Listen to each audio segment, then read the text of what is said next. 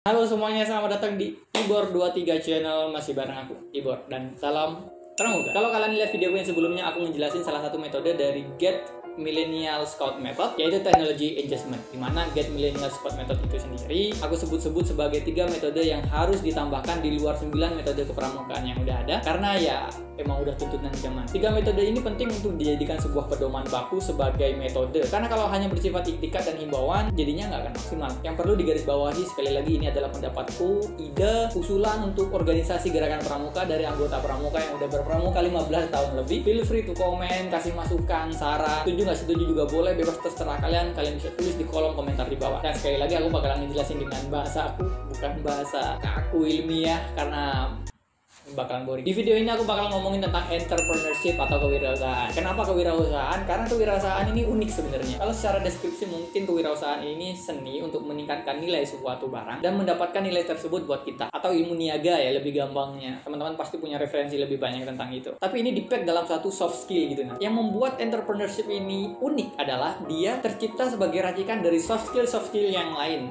Leadership, manajemen, dan public speaking. Dan manajemen ini menyangkut banyak ya.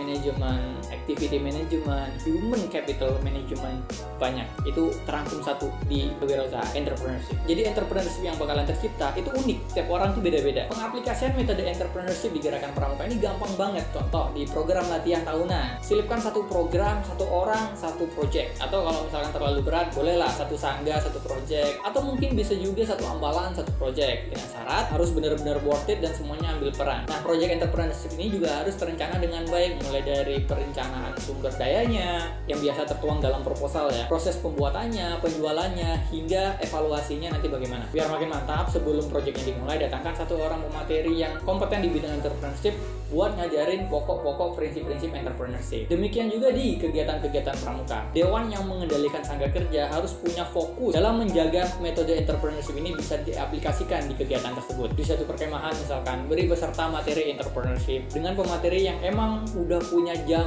terbang di entrepreneur sebagai pengusaha ya, gak cuma modal Google dan YouTube. Atau dewan kerja di setiap kegiatan penegakan dega menyiapkan satu stand khusus yang bisa dibuat jualan oleh anggota pramuka. Nah, upaya ini minimalnya akan memberikan gema kalau kita sedang menggalakkan entrepreneurship. Kalau pramuka harus bisa mandiri, pramuka harus bisa membuat sebuah nilai jual. Manfaat meningkatnya skill entrepreneur bagi anggota pramuka ini akan cukup fundamental ya, karena nggak akan ada lagi orang tua yang bilang pramuka nggak ada gunanya. Kita tahu banyak orang tua yang beranggapan kayak gitu karena mikirnya pramuka nggak bisa ngasih uang, nggak bisa ngasih pekerjaan, materi-materi pramuka juga buat anak-anak. Dengan adanya skill entrepreneur, setiap anggota pramuka bakalan minimalnya punya semangat untuk menjadi seorang pengusaha atau seorang pekerja, nantinya akan menghasilkan uang. Tentu akan mengurangi anggota-anggota pramuka yang mengandalkan menjadi pembina pramuka sebagai mata pencaharian utamanya.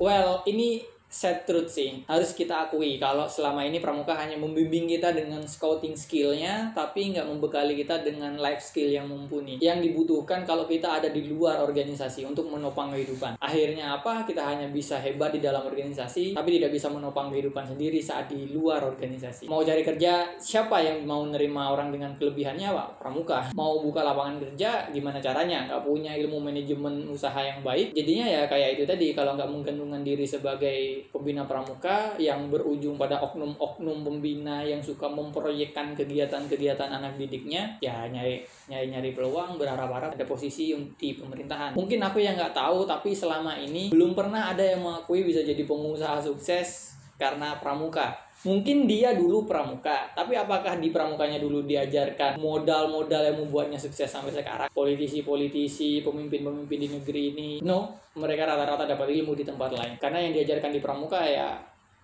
begitulah. So, itulah penjelasanku dan pendapatku tanpa merendahkan marwah organisasi gerakan pramuka, karena sampai sekarang aku juga masih pramuka, tentang kenapa entrepreneurship perlu ditambahkan sebagai metode baru di materi kepramukaan. Terima kasih udah nonton, jangan lupa subscribe, like, share, dan nyalakan notifikasi lonceng. Aku Ibor dari Ibor 23, stay strong and goodbye. Salam pramuka.